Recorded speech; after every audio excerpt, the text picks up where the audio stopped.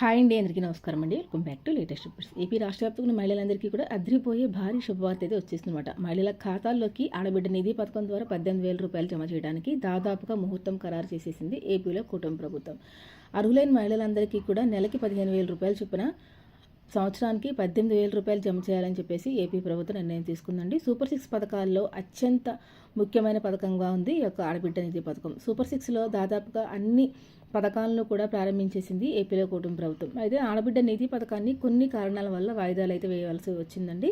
మరి ఈ మేరకు ఫిబ్రవరి నెలలోనే ఒక పథకాన్ని ప్రారంభిస్తామని చెప్పేసి కేబినెట్ మీటింగ్లో జరిగిన చర్చల్లో సీఎం చంద్రబాబు నాయుడు గారు చెప్పడం అయితే జరిగిందనమాట. మరి ఒక పథకానికి కావాల్సిన అర్హతలు ఏంటి, విధి విధానాలు ఏంటి, ఏ విధంగా అప్లై చేసుకోవాలి, ఎవరికి అర్హత ఉంటేనే డబ్బులు అయితే ఖాతాలోకి వస్తాయన్న పూర్తి సమాచారం ఈరోజు డీటెయిల్గా తెలుసుకుందాము. వీడియోని ఎక్కడ స్కిప్ చేయకుండా ఫస్ట్ నుంచి ఎండ్ వరకు చూడండి. అదేవిధంగా ఎవరైనా కనుక మన ఛానల్ ఫస్ట్ టైం చూస్తూ ఉంటే తప్పకుండా ఛానల్ సబ్స్క్రైబ్ చేసుకుని పక్కన బెల్ ఐకాన్ని ఆన్లో ఉంచుకోండి.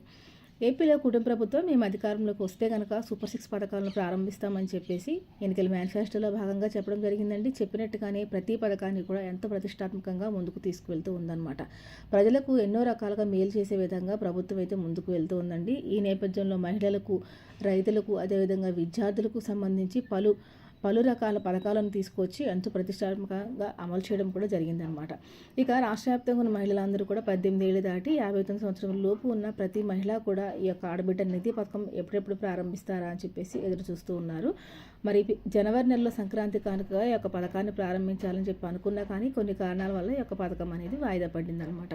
మరి మనకి కేంద్రంలో జరిగిన బడ్జెట్ సమావేశాల అనంతరం, అదేవిధంగా ఇక్కడ ఏపీలో కేబినెట్ సమావేశాల అనంతరం ఈ యొక్క పథకం ప్రారంభానికి శ్రీకారం చుట్టారు. ఇప్పటికే అధికారులకి ఆదేశాలు కూడా జారీ చేయడం జరిగిందనమాట. అర్హుల లిస్ట్ అనేది ఫైనల్ చేయాలని చెప్పేసి నిర్ణయం తీసుకున్నారు. మరి ఈ యొక్క అర్హుల లిస్ట్ అనేది గ్రామ వార్డు సచివాలయాల వద్ద ఉన్న డేటా ప్రకారం అయితే తీయడం అయితే జరుగుతుందన్నమాట.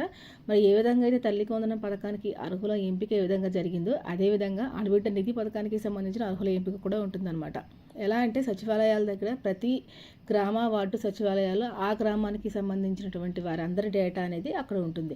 దాని ప్రకారం అర్హుల ఎంపికను చేయాలని చెప్పేసి నిర్ణయం తీసుకున్నారు. దీంతో పాటుగా చాలామందికి అర్హత ఉండి కూడా కొంతమందికి తల్లికి వందనం పథకంలో కానివ్వండి, అన్నదాత సుఖీభావ పథకంలో కానివ్వండి అనర్హత అనేది వచ్చిందనమాట. మరి యొక్క ఆడబిడ్డ నిధి పథకంలో ఎలాంటి ఇబ్బంది లేకుండా అర్హత ఉన్న ప్రతి మహిళకి కూడా యొక్క డబ్బులు పడాలి అని చెప్పేసి చంద్రబాబు నాయుడు గారు కొన్ని కారణాల వల్ల వాయిదా వేయడం అయితే జరిగింది. ఎందుకంటే ముందు కొత్త స్మార్ట్ రేషన్ కార్డులు పంపిణీ తర్వాత కనుక ఈ యొక్క ఆడబిడ్డ నిధి పథకాన్ని ప్రారంభిస్తే చాలామంది మహిళలకి ఈ యొక్క పథకం ద్వారా లబ్ధి కలుగుతుంది అని చెప్పేసి వాయిదా వేయడం జరిగిందండి. దీంతో పాటుగా ఇప్పుడు మనకి ఫిబ్రవరి 10వ తారీఖు వరకు కూడా హౌస్ హోల్డింగ్ మ్యాపింగ్లో, అదేవిధంగా భూ సర్వే కానివ్వండి, మీ యొక్క హౌస్ హోల్డింగ్ ఇంటి సర్వే కానివ్వండి, దీనికి సంబంధించి ఫిబ్రవరి 10 వరకు కూడా డేట్ అనేది పొడిగించడం కూడా జరిగిందనమాట.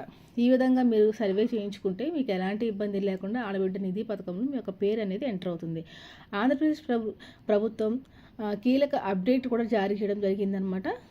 యూనిఫైడ్ ఫ్యామిలీ సర్వే అని చేస్తున్నారండి. ఈ సర్వే కోసం ఫిబ్రవరి 10వ తేదీ చివరి తేదీగా నిర్ణయించడం జరిగిందనమాట. ఇప్పటి వరకు కూడా నమోదు చేయని కుటుంబాలు ఈ యొక్క అవకాశాన్ని తప్పకుండా వినియోగించుకోవాలని చెప్పి అధికారులు చెప్పడం జరుగుతుంది. గత ప్రభుత్వ హయాంలో వాలంటీర్ల ద్వారా ఇంటింటికి సర్వే నిర్వహించడం జరిగింది. అయితే ఆ సమయంలో జరిగిన మ్యాపింగ్లో తప్పిదాలు, అదేవిధంగా డేటాల లోపాల కారణంగా చాలామందికి అర్హులైన వారికి కూడా సంక్షేమ పథకాల లబ్ధి అనేది కలగటం లేదు. ఈ విషయాన్ని గుర్తించిన ఏపీలో కూటమి ప్రభుత్వం మరొకసారి సర్వే అనేది నిర్వహించి హౌస్ హోల్డింగ్ మ్యాపింగ్ అనేది ఎలాంటి ఇబ్బంది లేకుండా, అదేవిధంగా గతంలో జరిగిన హౌస్ హోల్డింగ్ మ్యాపింగ్లో ఏదైనా డేటా కారణంగా సాంకేతిక లోపాలు ఏమైనా ఉంటే సరిచేయాలని చెప్పేసి అధికారులకి ఆదేశాలు కూడా జారీ చేయడం అయితే జరిగిందనమాట. ఈ సమస్యలన్నీ పరిష్కరించేందుకే దీనికి యూనిఫైడ్ ఫ్యామిలీ సర్వే అని చెప్పి కొత్తగా ప్రారంభించారు. అంటే హౌస్ హోల్డింగ్ సర్వేని కొత్తగా యూనిఫైడ్ ఫ్యామిలీ సర్వేగా నామకరణం చేసి కొత్తగా ప్రారంభించడం జరిగిందండి. ఈ సర్వీస్ను 30 రోజుల్లో పూర్తి చేయాలని చెప్పి నిర్ణయించారు. ఎందుకంటే మరి మనకి ఫిబ్రవరి నెలలోనే ఈ యొక్క ఆడబిడ్డ నిధి పథకం ప్రారంభించాలని చెప్పి నిర్ణయం తీసుకున్నారు కాబట్టి తొందరగా ఒక నెల రోజుల్లోనే ఈ సర్వే అనేది పూర్తి చేయాలని చెప్పేసి అధికారులకి ఆదేశాలు ఉన్నాయన్నమాట.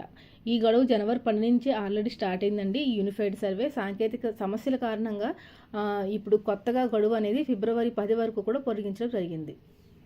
గ్రామీణ ప్రాంతాల్లో ఇంటర్నెట్ సిగ్నల్ సమస్య ఒకటి ప్రధానమైన కారణంగా ఉంటుందండి. హౌస్ హోల్డింగ్ మ్యాపింగ్లో ఆ పేర్లు నమోదు చేయడం వల్ల పేర్లు నమోదు కాకపోవడం, స్పెల్లింగ్ మిస్టేక్లు రావడానికి ముఖ్యమైన కారణం ఇంటర్నెట్ కూడా ఉందన్నమాట. దాంతో పాటుగా సర్వర్ డౌన్ అవ్వకపోవడం, డేటా అనేది సేవ్ కాకపోవడం వంటి సమస్యల వల్ల సర్వే అనేది నెమ్మదిగా సాగుతుందని చెప్పేసి సచివాలయ ఉద్యోగస్తులు చెప్పడం అయితే జరిగిందనమాట. ఈ సర్వేలో సుమారు 20కి పైగా అంశాలతో సమాచారం అనేది నమోదు చేస్తారనమాట ప్రతి కుటుంబానికి సంబంధించి. దీంట్లో ముఖ్యంగా కుటుంబ సభ్యుల యొక్క వివరాలు, అంటే మీరు అక్కడ శాశ్వతంగా నివాసితంగా ఉంటున్నారా, మీకు అక్కడ సొంత ఇల్లు ఉందా, కుటుంబంలో ఎంతమంది ఉంటారు, సభ్యుల వివరాలు, అదేవిధంగా ఆధార్ అనేది ధృవీకరించడం, రేషను, పెన్షను, ఆరోగ్య పథకాల గురించిన వివరాలు, మీ యొక్క నివాసం, ఆదాయం, మీరు ఏ విధమైన వృత్తి పని చేసుకుంటున్నారు, దానికి సంబంధించిన కీలక సమాచారాలన్నీ కూడా ఈ డేటాలో ఎంటర్ చేయడం జరుగుతుంది. టెక్నికల్ ఇష్యూ వస్తే మాత్రం మొత్తం డేటా పోతుండడం ఒక్కొక్క కుటుంబానికి గంటకు పైగా సమయం పడుతుందని చెప్పి సచివాలయ సిబ్బంది కూడా చెప్తున్నారనమాట. మరి ఇప్పటి వరకు కూడా సర్వేలో ఎవరైనా పేరు నమోదు కాని వారు వెంటనే పేరు నమోదు చేయించుకోవాలండి. ఎవరికైనా పథకాలు ఆగిపోయిన కుటుంబాలు ఎవరైనా ఉంటే కనుక కుటుంబ వివరాలు తప్పులు ఉన్నవారు, కొత్తగా పెళ్ళైన వారు కూడా, విడిపోయిన వారు ఎవరన్నా ఉన్నా కానీ దీనికి సంబంధించి మీరు తప్పకుండా ఈ యొక్క సచివాలయ ఉద్యోగస్తులని మీ ఇంటికి పిలిపించుకొని మీరు సర్వే అనేది చేయించుకోవాలి. ఫిబ్రవరి 10 వరకు మాత్రమే ఈ యొక్క గడువు అనేది ఉంది కాబట్టి రాష్ట్ర వ్యాప్తంగా ఉన్నటువంటి మహిళలు కానివ్వండి, కుటుంబ సభ్యులు కానివ్వండి, ఎవరైనా కానీ వెంటనే మీరు ఈ యొక్క సర్వే అనేది చేసుకోవచ్చండి. ఈ సర్వే చేయించుకుంటే మీకు ఎలాంటి ఇబ్బంది లేకుండా మీకు ఈ డబ్బులు అనేవి రావడం అయితే జరుగుతుందన్నమాట. కాబట్టి ఈ అవకాశాన్ని సద్వినియోగం చేసుకోవాలని చెప్పేసి ప్రభుత్వం అయితే ఇప్పటికే చెప్పడం అయితే జరిగింది. దీంతో పాటుగా మరి కొత్తగా రేషన్ కార్డు వచ్చిన మహిళలు, అదేవిధంగా కొత్తగా పెళ్ళైన మహిళలు ఎవరు ఉన్నారో వారందరూ కూడా ప్రత్యేకంగా అప్లై చేసుకోవాల్సి ఉంటుందండి. మరి దీనికి సంబంధించి మరి దరఖాస్తులు కూడా తీసుకునే అవకాశం అయితే ఉంటుంది. మీరు ఈలోపుగా కొన్ని రకాల దరఖాస్తులన్నీ కూడా సిద్ధం చేసి పెట్టుకోవాలి. దాంట్లో ముఖ్యంగా కనుక మనం చూసుకుంటే ప్రతి మహిళ కూడా ఆధార్ కార్డు, రేషన్ కార్డు కలిగి ఉండాలండి. దీంతో పాటుగా వాడుకలో ఉన్న బ్యాంకు ఖాతా అనేది కలిగి ఉండాలి. రేషన్ కార్డుకి, ఆధార్ కార్డుకి ఖచ్చితంగా మీకు సంబంధించినటువంటి పర్సనల్ ఫోన్ నెంబర్ అనేది మీరు కలిగి ఉండాలండి. చాలామంది మహిళలు ఆధార్ కార్డుకి వారి భర్త యొక్క ఫోన్ నెంబర్ లింకింగ్ చేయడం వల్ల సంక్షేమ పథకాలు కూడా రావడం తగ్గిపోతున్నాయి అన్నమాట. ఎవరి ఫోన్ నెంబర్ వాళ్ళకే ఉండాలి. కాబట్టి ఖచ్చితంగా మహిళలు ప్రత్యేకంగా ఫోన్ నెంబర్ అనేది కలిగి ఉండాలి. అదే ఫోన్ నెంబర్ మీరు బ్యాంక్ ఖాతాకి కానీ, మీకు ఏ బ్యాంకులో ఖాతా ఉంటే బ్యాంక్ ఖాతాకి, పోస్ట్ ఆఫీస్లో ఖాతా ఉంటే పోస్ట్ ఆఫీస్కి ఆధార్ కార్డుతో పాటుగా మీ యొక్క ఫోన్ నెంబర్ కూడా లింకింగ్ చేసుకొని ఉంచుకోవాలి. దీంతోపాటు మీ యొక్క బ్యాంక్ ఖాతాకి ఎన్పిసిఎల్ లింకింగ్ అనేది చేసుకోవాలండి.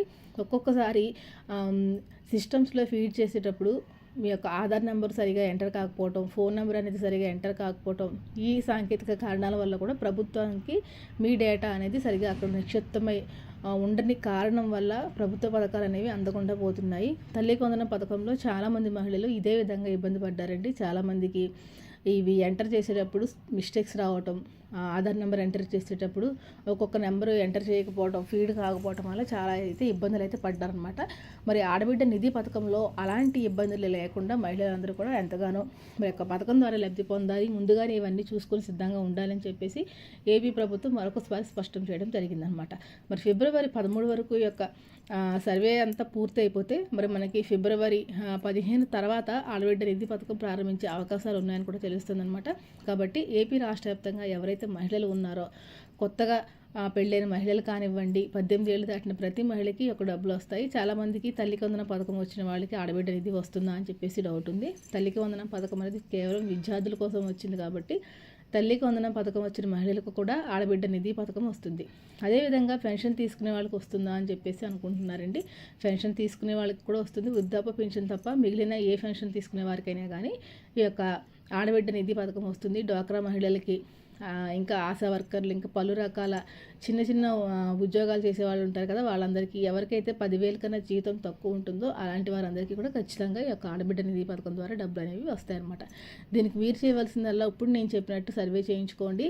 అదేవిధంగా దీంతో పాటుగా 6 స్టెప్ వెరిఫికేషన్ ఉంటుంది, దాన్ని కూడా చేయించుకొని మీరు ఆ సర్టిఫికేట్ కూడా దగ్గర పెట్టుకోవాలి. దీంతో పాటుగా క్యాస్ట్ సర్టిఫికేటు, ఇన్కమ్ సర్టిఫికేట్ ఉండాలి. ఈ పథకానికి అప్లై చేసుకోవాలనుకున్న మహిళ ఖచ్చితంగా ఆంధ్రప్రదేశ్లోనే శాశ్వతంగా నివసిస్తూ ఉండాలన్నమాట. పక్క రాష్ట్రాల్లో ఉండేవారికి ఎట్టి పరిస్థితుల్లోనే యొక్క పథకం అనేది వర్తించదండి. మరి ఇవన్నీ ఎలిజిబిలిటీస్ మీకు ఉంటే కనుక ఖచ్చితంగా నేను చెప్పిన డాక్యుమెంట్స్ అన్నీ కూడా సిద్ధం చేసి రెడీగా పెట్టుకోండి. ఏ టైంలో అయినా సచివాలయ ఉద్యోగస్తులు వచ్చి మీ దగ్గర నుంచి డేటా అనేది తీసుకోవడం అయితే జరుగుతుందన్నమాట. తద్వారా అర్హుల ఎంపిక కూడా జరుగుతుంది. మరి దీనికి సంబంధించిన మీకు ఎలాంటి డౌట్ ఉన్నా కానీ నాకు కామెంట్ సెక్షన్లో అడగండి, నేను మీకు వెంటనే రిప్లై ఇస్తాను. మరొక మంచి మళ్ళీ కలుసుకుందాం. అంతవరకు సెలవు, నమస్తే.